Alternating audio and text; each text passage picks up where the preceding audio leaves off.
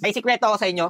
Legit, may sikreto ako. Huwag niyo kay Chano to, kay Chano. Kilala niyo si Chano, di ba? May kikwento ako sa inyo. Legit to guys, legit ha. Baka sabihin niyo na sinabi ko sa inyo, tapos malaman niya, tapos eto malupit dito pag nalaman ng asawa niya. Kasi pag nalaman to ng asawa niya, risky play. Risky motherfucking play. Kapon nasa PKL kami, di ba? Daming A above. Like, puta, men, ang daming A above. Like, ang gaganda men. Like, sabi ko, shit, pag ganito dito sa PKL. Legit. Tapos dumating si Chano. Ang tawag niya pa sa akin, Young Dogs. Sabi ko, sino yun? Pagkatingin niya, hala, Chano, men, Chano. Sabi ko, uy, Chano, musta? Sabi niya, eto, hustling pa din, hustle day one. Alam mo yun? We hustle. Sabi ko, oh, tol, anong musta na? Legit na kwento to guys, legit na kwento. May dumaan na EA. Okay, si Kapitana to, kilala natin, streamer to. Kita cleavage. Malaki. Ako hindi ko tinignan eh. Sumilip lang ako eh. Kumbaga, isipin mo dito si Kapitana, tapos kausap ko si Chano, yung matawag gumanon ako.